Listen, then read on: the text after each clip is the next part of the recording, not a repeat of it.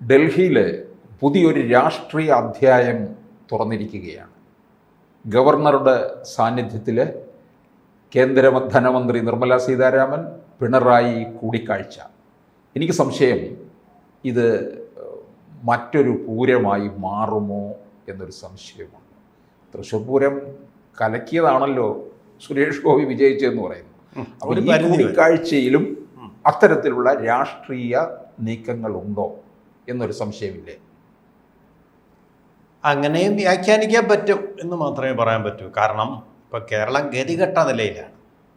കഴിഞ്ഞ വർഷം ഒരു 19,000 കോടി രൂപ അധികത്തിൽ കടമെടുക്കണമെന്ന് പറഞ്ഞത് പറ്റില്ല, ഒരു തരത്തിലും അനുവദിക്കാൻ പറ്റുന്നതല്ല. പണത്തിൻ്റെ ഈ ധൂർത്ത്, മിസ്മാനേജ്മെൻറ്റിൽ നിന്നുണ്ടാകുന്ന ധൂർത്ത് അനുവദിക്കാൻ പറ്റുന്നില്ല. ഇപ്രാവശ്യം ഗതികെട്ട് നിൽക്കുകയാണ്. അതുകൊണ്ട് കാരണം വൻപിച്ച തോതിൽ കടം വരുത്തി വെച്ചിരിക്കുന്നു.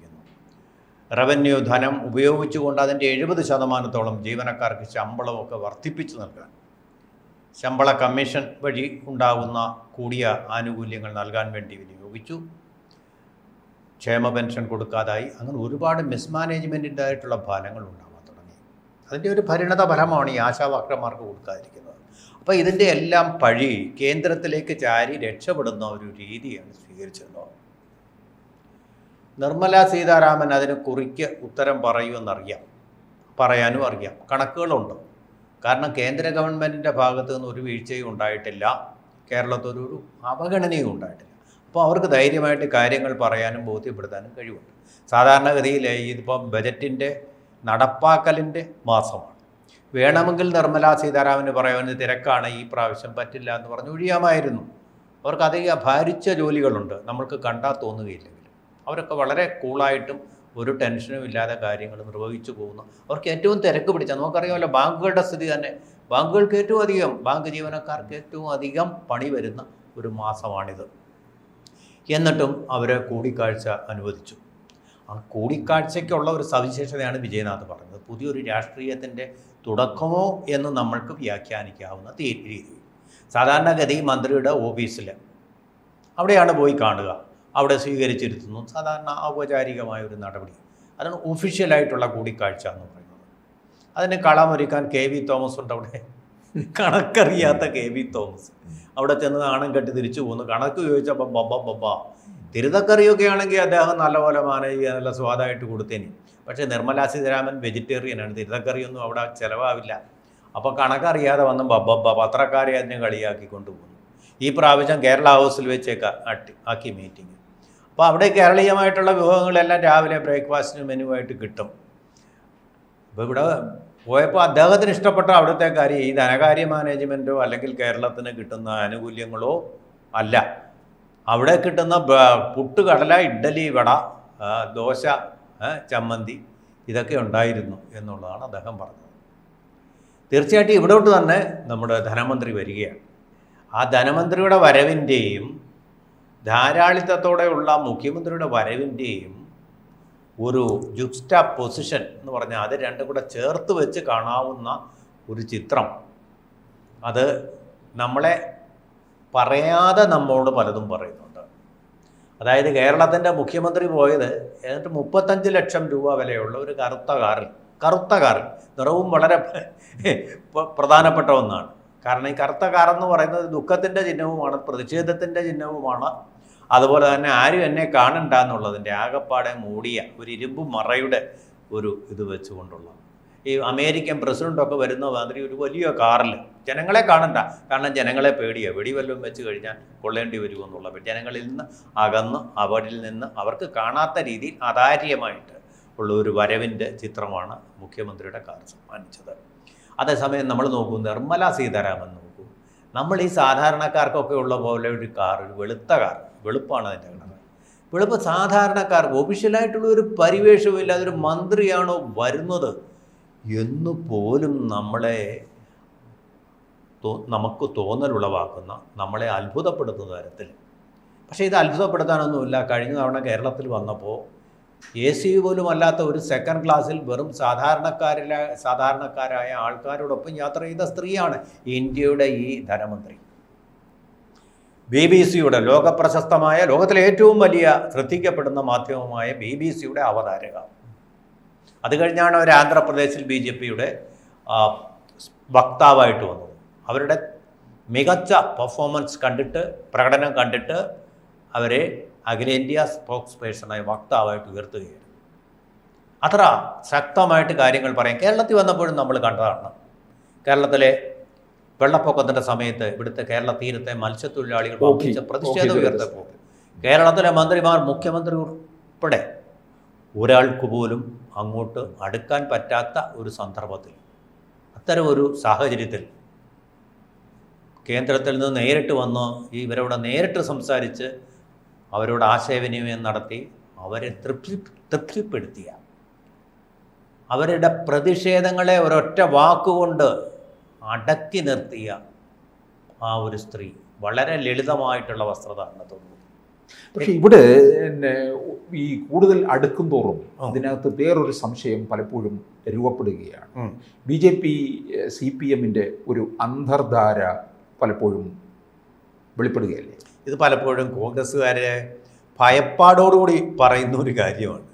കാരണം ഇങ്ങനെയൊക്കെ കേരളത്തിന് കിട്ടേണ്ടതെല്ലാം കിട്ടുകയും ശരിയായ രീതിയിൽ കേന്ദ്രത്തിൻ്റെ ഒരു സ്വീകരണം ലഭിക്കുകയോ ഒക്കെ ചെയ്തു കഴിഞ്ഞാൽ വീണ്ടും പിണറായി തന്നെ മുഖ്യമന്ത്രിയായി വരുമോ എന്നുള്ള ഭയം അവരിൽ ചൂഴ്ന്നു നിൽക്കുന്നുണ്ട്. അല്ല, BJP അതാ ആഗ്രഹിക്കുന്നത്. കേരളത്തിൽ കോൺഗ്രസ് അധികാരത്തിൽ വരരുതെന്ന് മാത്രമല്ല, അവർക്ക് തുടർഭരണം വേണമെന്നുള്ളതും കൂടെ അവരാഗ്രഹിക്കുന്നത്. അതും കൂടെ ഉണ്ട്. അപ്പോൾ തൽക്കാലം ഇവിടെ CPM ഒന്ന് ഭരിച്ചോട്ടെ എന്ന് വയ്ക്കാൻ വകയില്ല.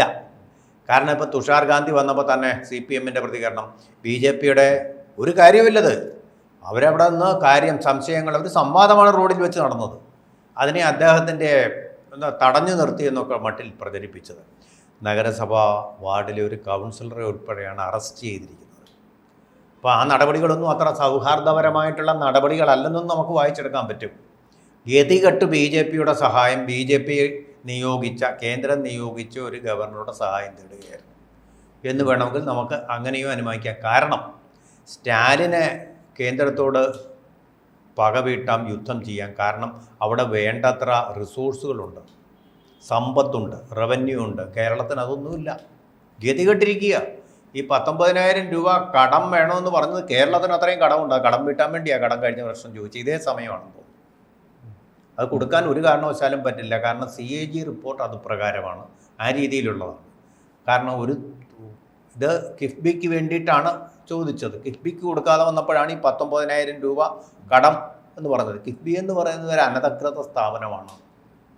അപ്പോൾ കിഫ്ബിയുടെ പേരിൽ കേന്ദ്രത്തിൽ നിന്ന് പണമെടുത്ത് മറിക്കുക എന്ന് പറഞ്ഞു കഴിഞ്ഞാൽ കേരളത്തിന് അനുവദിച്ചിട്ടുള്ള സാമ്പത്തികമായിട്ടുള്ള, അവർക്ക് ചെലവാക്കാവുന്ന തുകയുടെയും കടമെടുക്കാവുന്ന തുകയുടെയും ഒക്കെ കണക്കുകൾക്കപ്പുറത്ത് പോവുകയാണ്. കേരളത്തിൽ ഇപ്പോൾ ഗവൺമെൻറ്റുകൾ മാറി മാറി വരും. താങ്കളിപ്പോൾ പറഞ്ഞ പോലെ അടുത്ത് കോൺഗ്രസ് വന്നെന്നിരിക്കാം. വന്നു കഴിഞ്ഞാൽ കടം വീട്ടേണ്ടത് അവസാനം കേന്ദ്രത്തിൻ്റെ ചുമതലയായിട്ട് വരും. കോൺഗ്രസ് വീട്ടില്ലത്.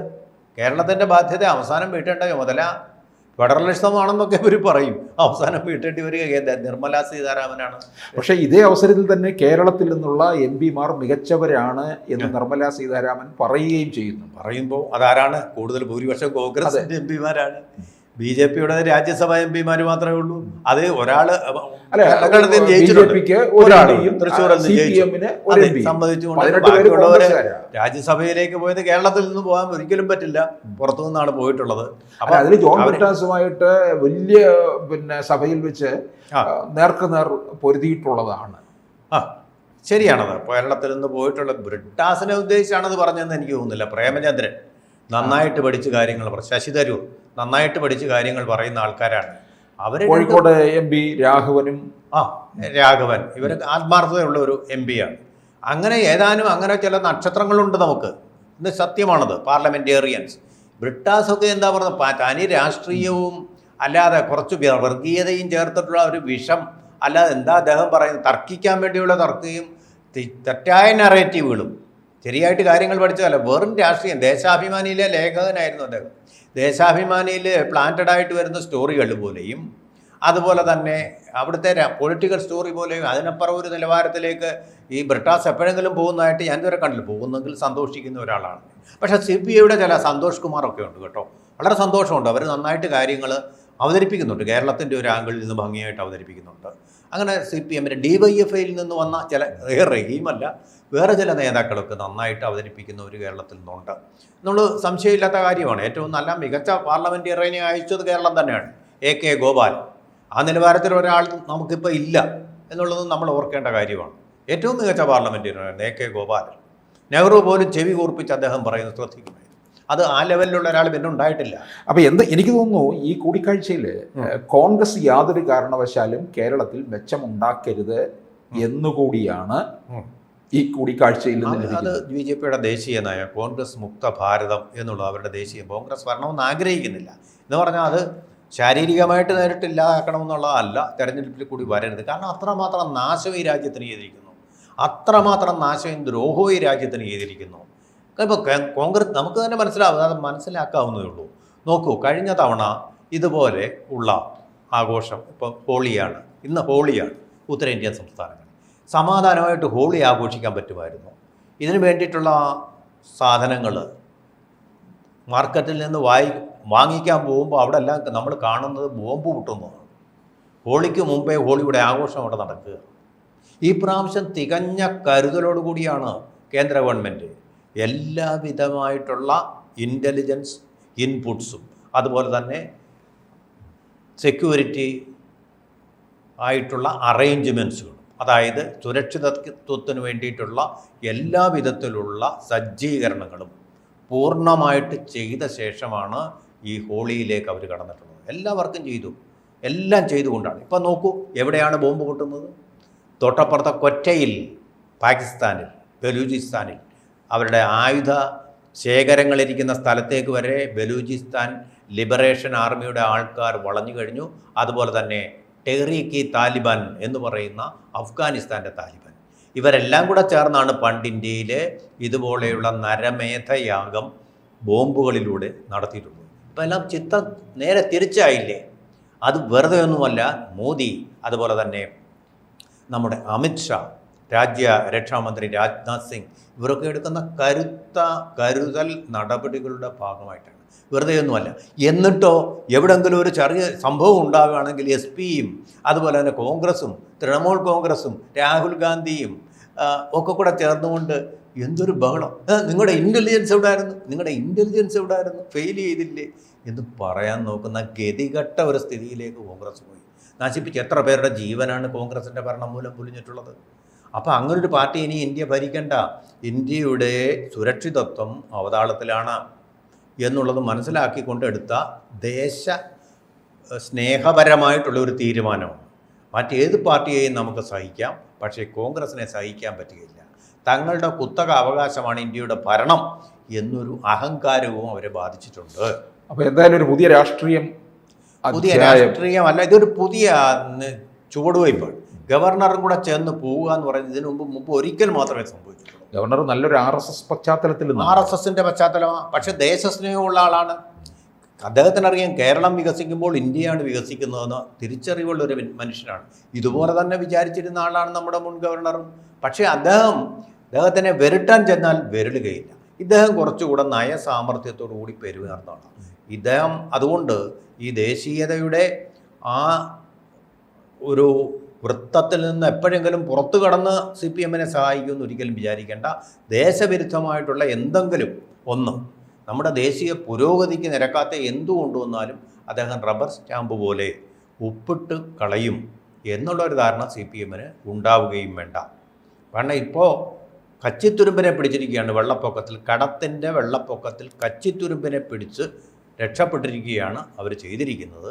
എന്തായാലും ഗവർണറെക്കുറിച്ചും ആ ഒരു RSSകാരനെക്കുറിച്ചും അവർ നല്ല കാര്യം പറഞ്ഞതും ഒരു നല്ല കാര്യം തന്നെയാണ് എന്ന് വിശ്വസിക്കാനേ നമുക്ക് കഴിയൂ. കൂടുതൽ വാർത്തകളും വിശേഷങ്ങളും നിങ്ങളിലേക്ക് എത്താൻ ABC മലയാളം സബ്സ്ക്രൈബ് ചെയ്യുക, ബെൽ ബട്ടണും അമർത്തുക.